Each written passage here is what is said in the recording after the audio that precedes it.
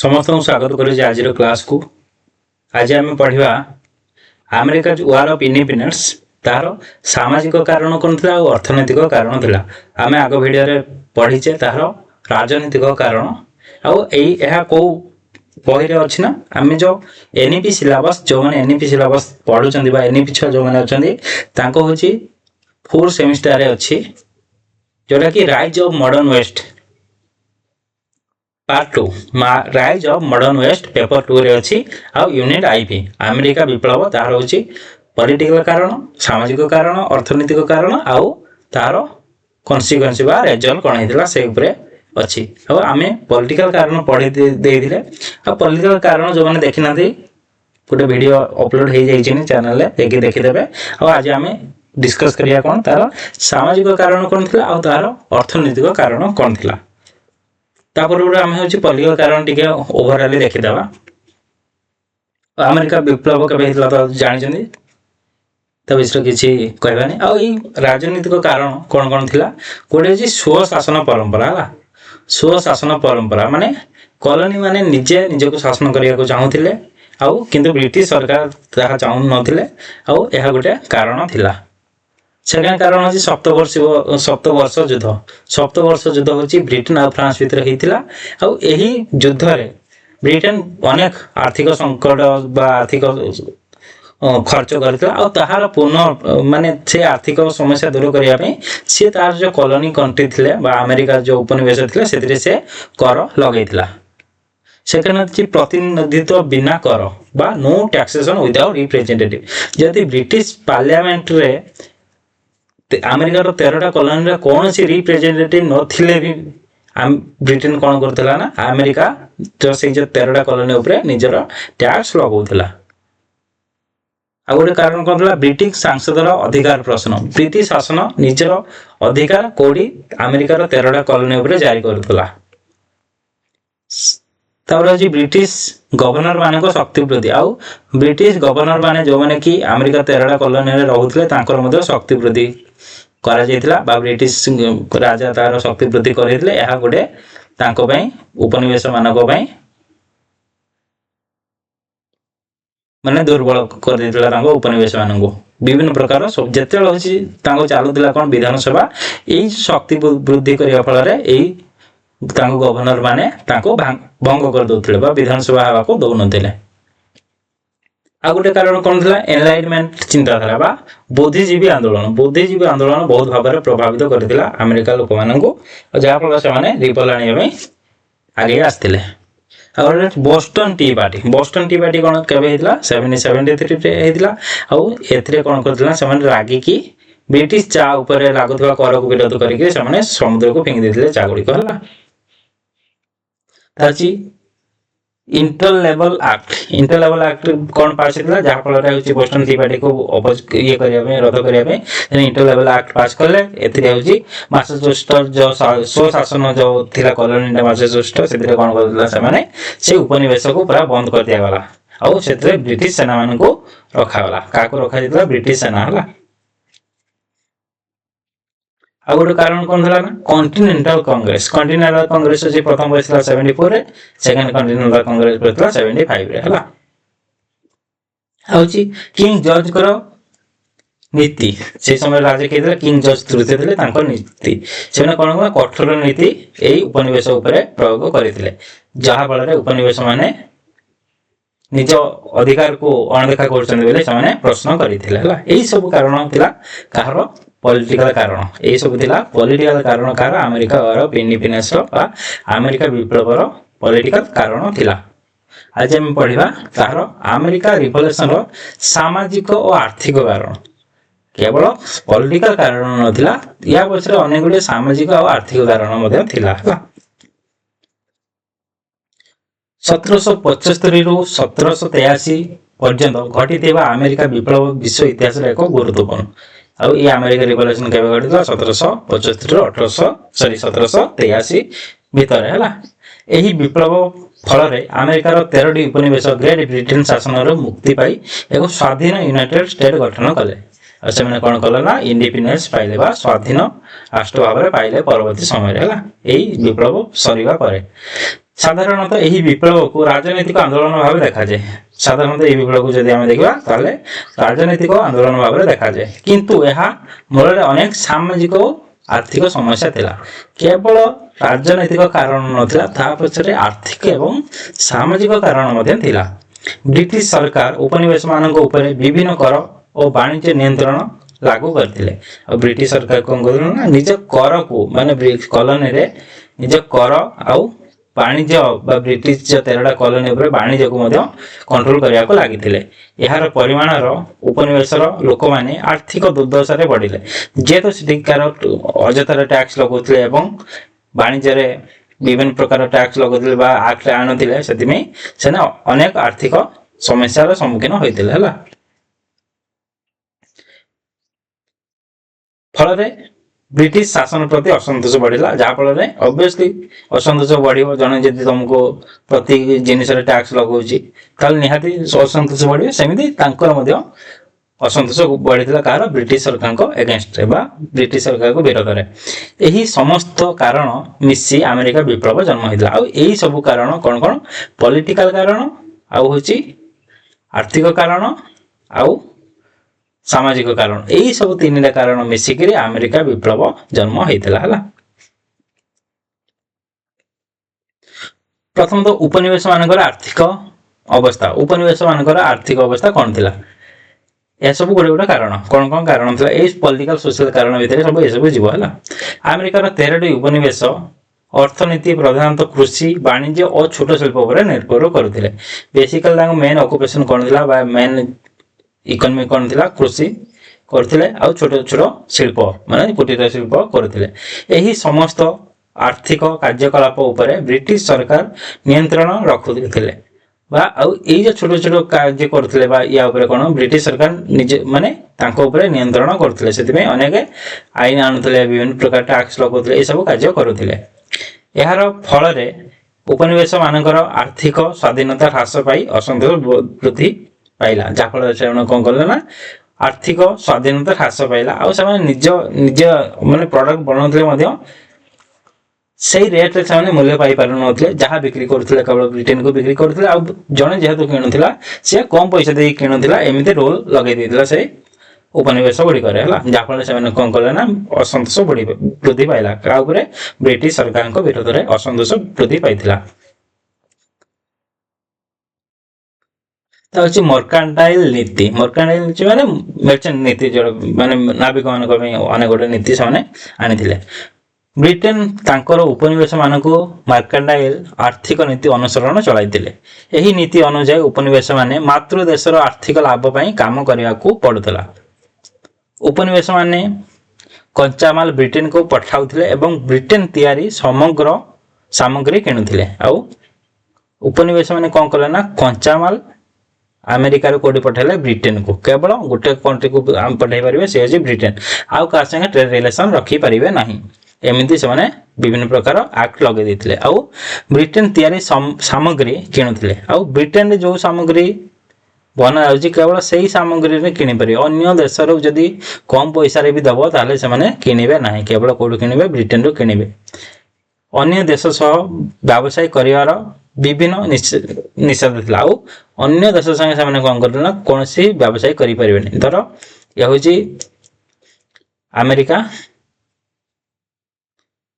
ଇଏ ଧର ଆମେରିକା ହେଲା, ଇଏ ବ୍ରିଟେନ ହେଲା, ଇଏ ଆମେରିକା ପାଖରେ ଧର ଆଫ୍ରିକା ଧର ଅଛି ହେଲା। ଆଫ୍ରିକାରେ ଯଦି ଗୋଟେ ଜିନିଷ 50 ଟଙ୍କାରେ ଦେଲା ଆଉ ଗୋଟେ ଜିନିଷ ବ୍ରିଟେନ ଦଉଛି 80 ଟଙ୍କାରେ, ଏଇ 50 ଟଙ୍କା ବାଲାଠୁ ସେମାନେ ଚାହିଁଲେ ବି କିଣିପାରିବେନି। ଯଦି କେବଳ ବ୍ରିଟେନରୁ ଯାହା ଇଏ ହବ ସେ ଜିନିଷ ହିଁ କିଣିପାରିବେ ହେଲା। ଏ ହେଉଛି ବ୍ରିଟେନ। ଏମିତି ବିଭିନ୍ନ ପ୍ରକାର ଆକ୍ଟ ଲଗେଇ ଦେଇଥିଲା। ଆଉ ଯାହା ବିକ୍ରି ଆମେରିକାରେ ଯାହା ଯଦି କଞ୍ଚାମାଲ ଅଛି ସେମାନେ ଅନ୍ୟ ଦେଶକୁ ରପ୍ତାନି କରିପାରିବେନି, ଏଠି ରପ୍ତାନି କରିପାରିବେନି। ସେମାନେ କେବଳ ବ୍ରିଟେନକୁ ଦେବେ ଆଉ ବ୍ରିଟେନର ଯାହା ପ୍ରଡକ୍ଟ ହବ ସେଠି ଆଣିବେ। ଏମିତି ରୋଲ ବନେଇ ଦେଇଥିଲା ହେଲା। ଏହାର ପରିମାଣରେ ଆମେରିକୀୟ ବ୍ୟବସାୟୀମାନଙ୍କ ଲାଭ କମିଗଲା। ଆଉ ଯେହେତୁ ସେମାନେ କେବଳ ବ୍ରିଟେନକୁ ବିକ୍ରି କରୁଥିଲେ, ତାଙ୍କ କଣ ହେଲା ନା ବ୍ୟବସାୟରେ ଲାଭ କମିଗଲା ଓ ଉପନିବେଶ ମାନଙ୍କ ଅର୍ଥନୀତି ବ୍ରିଟେନ ଉପରେ ନିର୍ଭରଶୀଳ ହୋଇ ପଡିଲା। ଆଉ ସେମାନେ ଡିପେଣ୍ଡ ହେଇଗଲେ କାହା ଉପରେ? ବ୍ରିଟେନ ଉପରେ ଡିପେଣ୍ଡ ହେଇଗଲେ ହେଲା। तो आसला नेविगेशन एक्ट और वाणिज्य नियंत्रण यह गोटे कारण थिला इकोनॉमिक कारण थिला हला ब्रिटिश सरकार नेविगेशन एक्ट माध्यम रे उपनिवेश मानक व्यवसाय को नियंत्रण करुथिले आ नेविगेशन एक्ट थ्रू कोन करुथिले ना से माने उपनिवेश व्यवसाय को नियंत्रण करुथिले उपनिवेश रे जो ट्रेड होतला ताको कंट्रोल करुथिले को एक्ट द्वारा नेविगेशन एक्ट द्वारा हला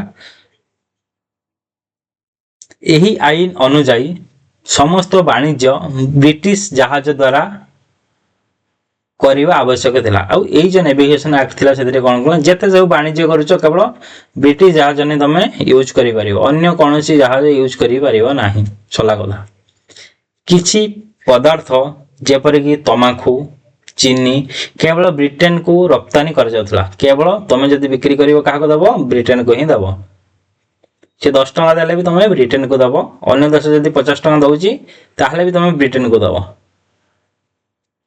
अन्य देश सह व्यवसाय करिया बाधा थिला आ अन्य देश संगे तमे वाणिज्य करि परिबो न सला कथा जहा बिकुजो हर एक माल 10 टका सेमिति केवल ब्रिटेन को बिक्री करिवो हला एही नीतिर फल रे अमेरिकीय व्यवसाय माने बहुत क्षतिग्रस्त हेले और ब्रिटिश शासन प्रति असंतोष बढ़िला आ से जेहेतु केवल ब्रिटेन को बिक्री करथिले बा इंग्लैंड को बिक्री करथिले से बहुत क्षति सहिले आ असंतोष बढ़िला ऑब्वियसली बढ़ियो केते दिन हेले सहिबे से माने ए सब कोन थिला ना नेविगेशन एक्ट थ्रू ए सब रूल आस्थिल नेविगेशन एक्ट से माने बेसिकली तांको जहा बिक्री करियो तुम ब्रिटेन को बिक्री करियो आ ब्रिटेन जहाज रे बिक्री करियो हला तो होची कर नीति और आर्थिक चाप केवल सेतिक रे माने सही नथिले आहुरी कोन लगथिला कर नीति विभिन्न प्रकार कर नियम आनिथिले आ आर्थिक चाप मध्ये पकोथिले 7 ईयर वार पर ब्रिटेन रो आर्थिक संकट पड़िला जेता होची सप्तवार्षिक युद्ध हला 56-63 भितरे इंग्लैंड आ फ्रांस भितर हेतिला एथिरे कोन करला ना ब्रिटेन पार्टिसिपेट करथिला एथिरे कोन करला ब्रिटेन अनेक आर्थिक क्षति सहिला आ आर्थिक दुर्बल हो गला एही युद्धर खर्च पूरण पई उपनिवेश मानको ऊपर विभिन्न कर लागू कला आ कोन कला ना कर कोडी लगाला सेही उपनिवेश रे लगाला अमेरिका जो 13टा कॉलोनी थिला सेथिरे मध्ये से लगाला अमेरिका युद्ध लड़ीला किंतु पैसा कोडी आनिबो उपनिवेश मानको आनिबो और से केमती कर लागू कला फास्ट तो स्टैम्प पैड लगाला केबे 765 रे एही आईन अनुसार पत्रिका पुस्तक आईनिक दलील माने विभिन्न प्रकार आईन जो लॉ कागज गुड़ा बैलेट पेपर ए सब रे इत्यादि रे कर देबा को पड़तला आ ए सब रे कोन करथले अमेरिका रो लोक माने कर दउथिले एहा उपनिवेश लोक मानक मध्य रे असंतोष सृष्टि कला आ एहा कोन कला ना अमेरिका रो जो 13टा कॉलोनी थिले बा उपनिवेश थिले तांको असंतोष सृष्टि करितला आ उडा होची टाउनशेंड एक्ट ये 76 रे आस्तिला एही आईन रे काच कागज चा इत्यादि ऊपर कर लागू हला कोथिरे काच कागज चा रे कर लागू कले एहा लोक मानक जीवन रो आर्थिक भार बढ़ाई देला आ एहा लोक मानक कोन केते हले से पैसा देबे हला सब क्षेत्र से माने बेसिकली टैक्स लगे देला तजी टी एक्ट 773 एही आईन माध्यम रे ब्रिटिश ईस्ट इंडिया कंपनी को अमेरिका रो चा विक्रय एकाधिकार देवाला केवल जदि चा अमेरिका रो चा बिक्री करियो से का करियो ब्रिटिश को करियो हला गोटे मिनिट से लैपटॉप चार्ज सरी गला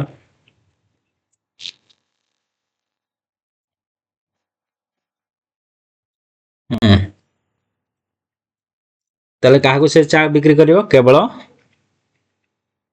ब्रिटिश को चा बिक्री करि परिबो हला एहार विरोध रे अमेरिकीय लोक माने बोस्टन टी पार्टी आंदोलन करथिले आ एई जो टी चा को विरोध करी बोस्टन टी पार्टी नामक एक आंदोलन करथिले हला त्या फल से माने कोन करले ना चा जो समुद्र को फिंगी देथिले हला त जे कृषक मानक आर्थिक समस्या आ कोन थिला ना कृषक मानक मध्ये अनेक आर्थिक समस्या थिला कृषक माने उपनिवेश सबुठारु बड़ समुदाय थिला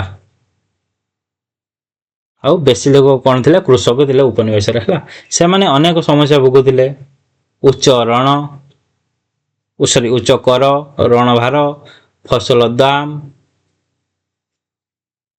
ଏହି କାରଣରୁ କୃଷକମାନେ ବ୍ରିଟିଶ ଶାସନ ବିରୋଧରେ ଆନ୍ଦୋଳନ ଯୋଗ ଦେଇଥିଲେ। ଆଉ ଏହି କାରଣ ଯୋଗୁଁ କୃଷକମାନେ ମଧ୍ୟ ବ୍ରିଟିଶ ସରକାରଙ୍କ ବିରୋଧରେ ଏହି ଆନ୍ଦୋଳନରେ ପାର୍ଟିସିପେଟ କରିଥିଲେ ବା ଯୋଗ ଦେଇଥିଲେ ହେଲା। ବ୍ୟବସାୟୀ ଓ ବାଣିଜ୍ୟ ସମସ୍ୟା। ଆଉ ଗୋଟେ କାରଣ କ'ଣ ଥିଲା ନା, ବ୍ୟବସାୟୀ ମାନେ ବ୍ରିଟିଶ ବାଣିଜ୍ୟ ନୀତିରେ ବହୁତ ପ୍ରଭାବିତ ହୋଇଥିଲେ। ଆଉ ବ୍ରିଟିଶ ଯେଉଁ ସରକାର ଯେଉଁ ନୀତି ଆଣିଥିଲେ ବ୍ୟବସାୟରେ, ସେଥିରେ ମଧ୍ୟ ବାଣିଜ୍ୟ ମାନେ ସଫର ମାନେ ବହୁତ କ୍ଷତି ସହୁଥିଲେ ହେଲା। ସେମାନେ ବ୍ରିଟିଶ କମ୍ପାନୀ ମାନଙ୍କ ଏକାଧିକାର ଓ ବ୍ୟବସାୟ ନିୟନ୍ତ୍ରଣ ଦ୍ୱାରା କ୍ଷତି ଭୋଗିଲେ। ଆଉ ସେମାନେ କ'ଣ କଲେ ନା, ଯାହାଫଳରେ କ୍ଷତି ଭୋଗିଲେ। ଏହାର ପରିମାଣରେ ସେମାନେ ବ୍ରିଟିଶ ସାମଗ୍ରୀ ବହିଷ୍କାର କରି ବିପ୍ଳବକୁ ସମର୍ଥନ କଲେ। ଆଉ ସେମାନେ କ'ଣ କଲେ ନା, ବ୍ରିଟିଶ ସାମଗ୍ରୀକୁ ବହିଷ୍କାର କରିଦେଲେ। ଆଉ ବ୍ରିଟିଶ ଜିନିଷ କିଛି ଆମେ ଆମେରିକାରେ ୟୁଜ୍ କରିବା ନାହିଁ, ସ୍ୱଦେଶୀ ଟାଇପ୍ର ହେଇଗଲା। ସ୍ୱଦେଶୀ ରିଭଲ୍ଟ ଯେମିତି ଇଣ୍ଡିଆରେ ହେଇଥିଲା, ସେମିତି ନିଜ ପ୍ରଡକ୍ଟ ଆମେ ନିଜେ ବ୍ୟବହାର କରିବା, ବ୍ରିଟିଶ ଜିନିଷ ବ୍ୟବହାର କରିବା ନାହିଁ। ଆଉ ବିପ୍ଳବକୁ ସମର୍ଥନ କଲେ, ବ୍ରିଟିଶ ସରକାରଙ୍କ ବିରୋଧରେ ବିପ୍ଳବକୁ ସମର୍ଥନ କରିଥିଲେ। ତାପରେ ହେଉଛି କାରିଗର ଓ ଶ୍ରମିକ। କାରିଗର ଓ ଶ୍ରମିକ ମାନେ ମଧ୍ୟ ଏଥିରେ ପାର୍ଟିସିପେଟ କରିଥିଲେ। କାରିଗର ଓ ଶ୍ରମିକ ମାନେ ବ୍ରିଟିଶ ଶିଳ୍ପ ନୀତିରେ ପ୍ରଭାବିତ ହେଲେ। ଆଉ ବ୍ରିଟିଶର ଶିଳ୍ପ ନୀତିରେ ମଧ୍ୟ ସେମାନେ ପ୍ରଭାବିତ ହୋଇଥିଲେ। ବ୍ରିଟେନ ଉପନିବେଶରେ ଶିଳ୍ପ ଉନ୍ନତିକୁ ନିୟନ୍ତ୍ରଣ କରୁଥିଲା। ଆଉ ବ୍ରିଟେନ କ'ଣ କରୁଥିଲା ନା, ଉପନିବେଶରେ ଯେଉଁ ଶିଳ୍ପ ହେଉଥିଲା, ଉନ୍ନତି ଯଦି ଶିଳ୍ପ କରିବାକୁ ଯାଉଥିଲା ତାକୁ କଣ୍ଟ୍ରୋଲ କରୁଥିଲା, ଉନ୍ନତି ହେବାକୁ ଦେଉନଥିଲା। ଯାହାଫଳରେ ଯଦି ଉନ୍ନତି ହେଇଯିବ, ସେମାନେ ନିଜ ପ୍ରଡକ୍ଟ ନିଜେ ୟୁଜ୍ କରିବେ, ଆଉ ଇଂଲଣ୍ଡର ପ୍ରଡକ୍ଟ କିଣିବେ ନାହିଁ। ସେଥିପାଇଁ ସେମାନେ ଶିଳ୍ପ ଯଦି ବଢ଼ୁଥିଲା, ତାହେଲେ ବିଭିନ୍ନ ପ୍ରକାର ଲ ଫଲ ଆଇନ ଫାଇନ ଆଣିକିରି ସେମାନେ ତାକୁ କଣ୍ଟ୍ରୋଲ କରିଦେଉଥିଲେ ହେଲା, ବଢ଼ିବାକୁ ଦେଉନଥିଲେ। ଏହାର ପରିମାଣରେ ଚାକିରି ସୁଯୋଗ କମିଗଲା। ଆଉ ଉପନିବେଶରେ କ'ଣ ହେଲା ନା, ଚାକିରି ସୁଯୋଗ କମିଗଲା, ଆୟ କମିଗଲା, ଏସବୁ ଘଟିଥିଲା ହେଲା। ସେମାନେ ସନ୍ ଅଫ୍ ଲେବର ଭଳି ସଂଗଠନ ମାଧ୍ୟମରେ ଆନ୍ଦୋଳନରେ ଯୋଗ ଦେଲେ। ଆଉ ଗୋଟେ ସଂଗଠନ ଗଢ଼ିଲେ, ତାହାର ନାଁ ଥିଲା କ'ଣ, ସନ୍ ଅଫ୍ ଲିବର୍ଟି। ଏଇଭଳିଆ ସଂଗଠନ ଗଢ଼ି ଏହି ଆନ୍ଦୋଳନରେ ପାର୍ଟିସିପେଟ କଲେ। କେଉଁମାନେ ପାର୍ଟିସିପେଟ କଲେ? ବେସିକାଲି କାରିଗର ଆଉ ଶ୍ରମିକ ମାନେ ପାର୍ଟିସିପେଟ କରିଥିଲେ। ତାପରେ କାରଣ ହେଉଛି ସହରର ଆର୍ଥିକ ସଙ୍କଟ। ସହରରେ ମଧ୍ୟ ଆର୍ଥିକ ସଙ୍କଟ ଦେଖାଯାଇଥିଲା। ବେସିକାଲି ବଡ଼ ବଡ଼ ସହର ଯେଉଁଗୁଡ଼ା ଥିଲା ସେଇ ସମୟରେ ହେଉଛି ବୋଷ୍ଟନ, ନ୍ୟୁୟର୍କ ସିଟି, ଫିଲାଡେଲଫିଆ ଭଳି ସହରରେ ବ୍ୟବସାୟୀ ହ୍ରାସ ଓ ବେରୋଜଗାର ବଢ଼ିଗଲା। ଆଉ ଏଇ ସହର ଗୁଡ଼ିକରେ କ'ଣ ହେଲା ନା, ବ୍ୟବସାୟୀ କମିଗଲା, ଆଉ ବେରୋଜଗାର ବଢ଼ିଗଲା। ଏହି ସମସ୍ୟାରେ ସହରର ଲୋକମାନେ ବ୍ରିଟିଶ ବିରୋଧୀ ଆନ୍ଦୋଳନରେ ଯୋଗ ଦେଲେ। ଆଉ ଏଇ ଯେଉଁ ସହର ଥିଲା, ବଡ଼ ବଡ଼ ସହର, ବୋଷ୍ଟନ ହଉ, ନ୍ୟୁୟର୍କ ହଉ, ଫିଲାଡେଲଫିଆ ହଉ, ଏଇଭଳି ସହର ମାନଙ୍କରେ କ'ଣ ହେଲା ନା, ଲୋକମାନେ ବ୍ରିଟିଶ ସରକାରଙ୍କ ବିରୋଧରେ ଯୋଗ ଦେଲେ ହେଲା।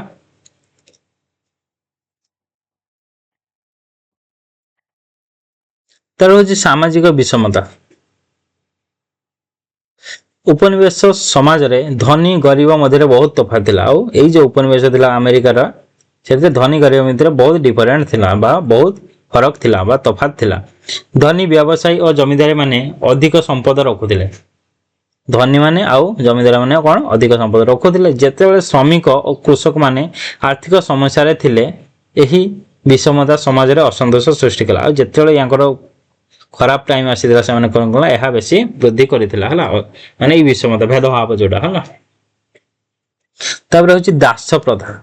ଦାସ ପ୍ରଥା ମଧ୍ୟ ଅନ୍ୟ ଗୋଟେ କାରଣ ଥିଲା ଏଇ ଆମେରିକା ବିପ୍ଳବର। ଏଥିରେ କ'ଣ ଘଟିଥିଲା ନା, ଦକ୍ଷିଣ ଉପନିବେଶର ଅର୍ଥନୀତି ଦାସ ଶ୍ରମ ଉପରେ ନିର୍ଭର କରୁଥିଲା। ଆଉ ଏଇ ଯେଉଁ ସାଉଥରେ ଯେତେ ସବୁ ଉପନିବେଶ ଥିଲେ, ବେସିକାଲି ସେମାନେ ଉପନିବେଶକୁ କୋଉମାନେ ଉପରେ ନିର୍ଭର କରୁଥିଲା? ବେସିକାଲି ଦାସ ଉପରେ ନିର୍ଭର କରୁଥିଲା ହେଲା। ମାନେ ଏମାନେ ବିଭିନ୍ନ ପ୍ରକାର କାର୍ଯ୍ୟ କରୁଥିଲେ। ଆଉ ଦାସ ମାନଙ୍କର କୌଣସି ଅଧିକାର ନଥିଲା।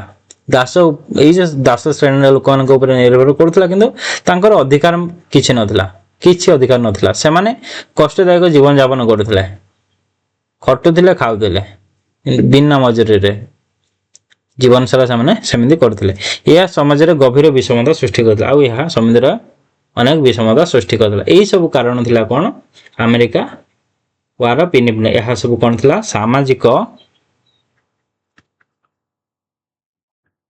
ସାମାଜିକ ଓ ଆର୍ଥିକ କାରଣ।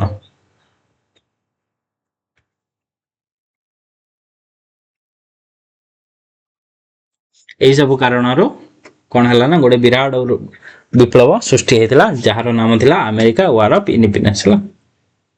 केवल यह गोटे कारण पॉलिटिकल कारण नथिला यह पछरे सामाजिक कारण और आर्थिक कारण मध्ये थिला से माने कोन बेसिकली देखिबा जदी से पूरा तांको इकोनॉमी को कंट्रोल करिया को चाहुदिले विभिन्न प्रकार एक्ट लगै इकोनॉमी को कंट्रोल करिया को चाहुदिले जहा फल से माने कोन करले ना उपनिवेश माने जहा किनिबे ब्रिटेन रो किनिबे ये होची अमेरिका ये होची ब्रिटेन जहा किनिबे कोड किनिबे ब्रिटेन रो किनिबे आ ब्रिटेन प्रोडक्ट किनिबे जहा बिकिबे ब्रिटेन को बिकिबे जहा किनिबे ब्रिटेन रो किनिबे एमिति करी देइतिले हला विभिन्न प्रकार एक्ट लगे एथरा हम कोन जानले जे अमेरिका रिवोल्यूशन केवल राजनीतिक स्वाधीनता पई घटि नथला एई जो अमेरिका रे रिवोल्यूशन ता केवल राजनीतिक स्वाधीनता पई घटि नथला एहा पछरे गभीर सामाजिक आर्थिक समस्या थिला आ सामाजिक आर्थिक समस्या मध्ये थिला ए सब रु मध्ये से छुटकारा पाइबा पई चाहुथिले ब्रिटिश कर नीति व्यवसाय नियंत्रण आर्थिक शोषण सामाजिक विषमता अमेरिका उपनिवेश मान को विद्रोह पथरे आनिथिला एई सब कारण पई कोन हला ना उपनिवेश माने विद्रोह को ओल्हाई आसीथिले हला एही विप्लव परे यूनाइटेड स्टेट एक स्वाधीन और लोकतांत्रिक राष्ट्र भाबे उदय हला कोन हला ना यूनाइटेड स्टेट स्वाधीन बा लोकतांत्रिक राष्ट्र भाबे उदय हला और एहा विश्वर एक स्वाधीनता आंदोलन को प्रेरणा देला विश्वर एक स्वाधीनता आंदोलन को प्रेरणा देइथिला हला और केबे हितला स्वाधीन केबे पाइथिला 1783 ट्रीटी ऑफ पेरिस साइन हितला और ये ट्रीटी ऑफ पेरिस को ट्रीटी ऑफ पेरिस ए ट्रीटी ऑफ पेरिस साइन हेबा परे रे अमेरिका एक स्वतंत्र राष्ट्र रे परिणत होइथिला और इंग्लैंड रो छुटकारा पाइ जाइथिला तले आज हम पढ़िले कौन सोशल एंड इकोनॉमिक कॉज या पूर्व हम पढ़ी थे पॉलिटिकल कॉज है पॉलिटिकल कॉज आ गुटे रहिला सी होची केवल होची रेजल्ट एथरा जदी तुम सेमिस्टर रे क्वेश्चन आसीओ बेसिकली होची पॉलिटिकल कॉज आउ रेजल्ट ए दुटा मोस्ट इंपोर्टेंट जदि तुम गोटे स्किप मार दो सोशल एंड इकोनॉमिक कॉज ताले पॉलिटिकल कॉज और रेजल्ट को पढ़ी दबो निहाती क्वेश्चन पाई जिवो हला आ जदि पढ़िया क्वेश्चन तीनटा सारा खाली पढ़ी दो बेसिक नहीं तीनटा सारा सिमिलरिटी आसी जिवो तीनटा सारा पढ़ी दबाला बेस्ट काहे कि एक्स नबो किंतु मोस्ट इंपोर्टेंट होची पॉलिटिकल कॉज और सोशल इकोनॉमिक कॉज रेजल्ट एते इंपोर्टेंट नहीं किंतु देखि देति भले भी रेजल्ट हला नेक्स्ट आम कौ वीडियो बनवा कौ टॉपिक जब बुझी पारन ताले कमेंट करो से ऊपर आम वीडियो बना देबा आ जो मैंने नोट्स बनाउछो स्क्रीनशॉट मारिक नहीं जीवो नोट्स बने देबो आ पढ़ी दबो केवल स्क्रीनशॉट नहीं वीडियोटा देखले तुम बुझी पारिबो आ 100% सियोरिटी दउची जदि तुम ए वीडियो को देखिक नोट्स बनाउछो किबा एहा लेखुछो ताल निहाती जे तुम फुल मार्क होची 7 मार्क 6.5 तो रहिबो पक्का रहिबो